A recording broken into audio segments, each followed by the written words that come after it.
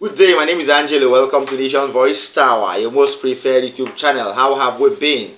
As for we over here, we've been doing just alright. Okay, yeah.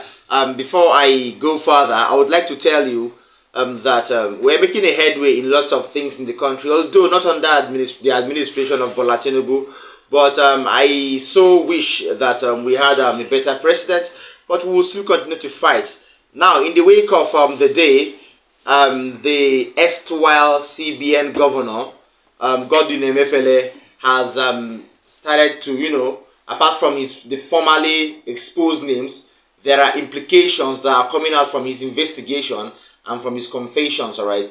Now, talking about those involved is the owner of Palaris Bank, or the chief executive officer of Palaris Bank, who is known as Lawan Awalu. Alhaji Lawan Awalu is said or was said to be in a sort of clandestine relationship with the CBN governor that made him able to secure or to indulge in a fraud case involving over 10 billion naira in 1 year using one of the Central Bank of Nigeria's sanctioned methods. All right, that means he was doing it legally. He was committing fraud, or he was going into the money laundering part or the money laundering sector legitimately. All right, he was looting these monies legitimately without even blinking an eye, because he was under or he was under the business, or he was under the business relationship with Godwin Emiefele. Yes, let me use that word. All right. The agreement between them has come on board, and this is coming straight to you. Now listen, from our source, it says the owner of Palaris Bank, Lawan Abdullahi, used JNFX Nigerian Limited, name of the company, a bureau de change sanctioned by the Central Bank of Nigeria, CBN, to launder over 10 billion naira in 1 year. This is very, very huge. All right. In 2020, Abdullahi used his company, Conglomerate Nigeria Limited, with account number 00036787774 and 0765553188, all in Access Bank. You could check that, to launder 894 million naira, and then 3.25 billion naira, and then 4 billion naira, and another 4 billion naira using one JNFX Nigeria Limited through their First City Monument Bank account 5956463016.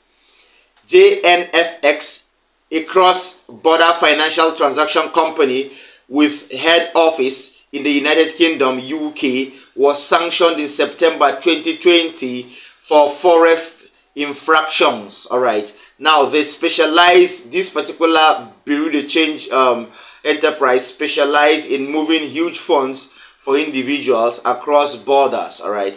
Abdullahi, an ally of former Senate President Ahmad Lawan, and also the erstwhile CBN governor, Godwin Emiefele, bought Palaris Bank in what has now become a subject of investigations, lots of information seeking and all that, and this is the reason why he has been implicated. All right. So auditors are delving deep into these transactions to see how legitimate these transactions have been, but it is now evident that these transactions have been rendered illegitimate and fraudulent. Okay, and I think in no time he's going to face the music. Okay, very, very big sorry to our Lawan Abdullahi there, because he may not run for long.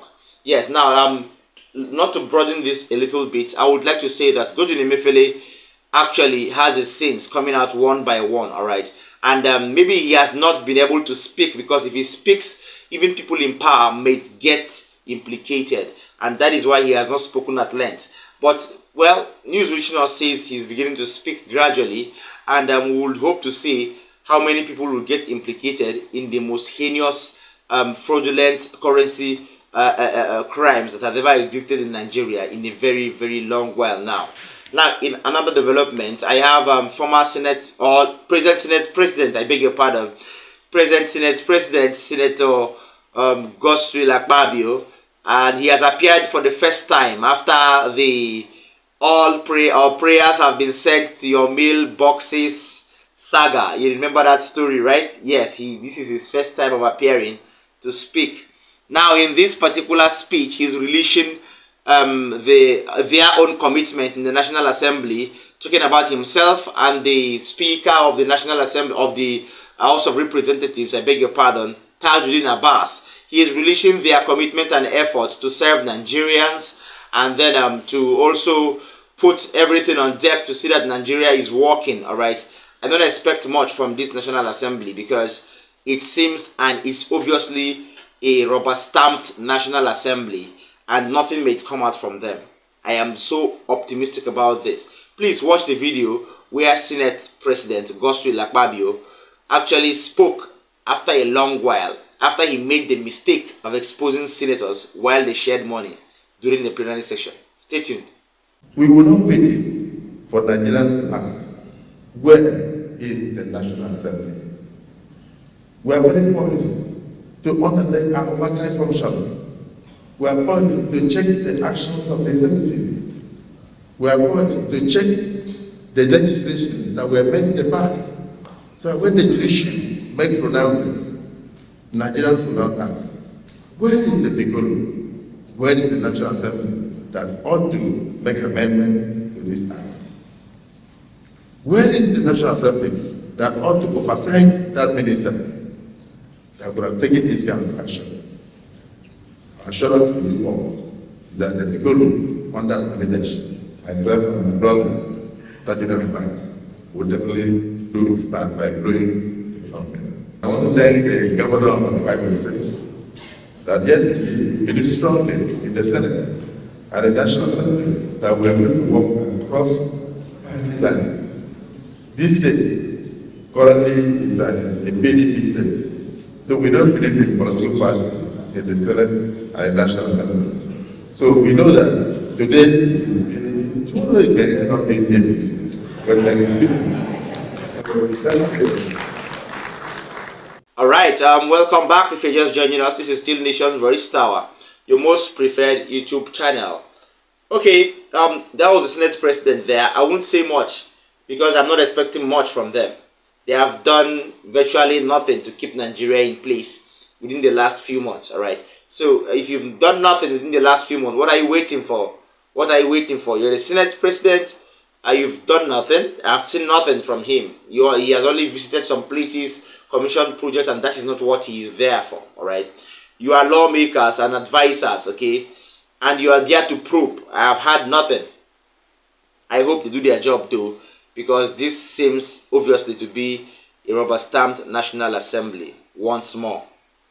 Finally, former head of state General Abdulsalami Abubakar has urged Nigerians to press forward for a new Nigeria. Yes, he spoke about this, commemorating the would-be Nigeria as 63 sometime, maybe next week, 1st October. So before that day, in a speech, former head of state Abdulsalami Abubakar was actually trying to portray to the public that Bola Tinubu's administration is a positive one. Of course, he has been sent as an emissary to Niger Republic countless times. So why won't he testify to the legitimacy of this government? All right, we all cannot put hands on deck for a good Nigeria because the person we are putting hands on deck with is yet to be a serious person.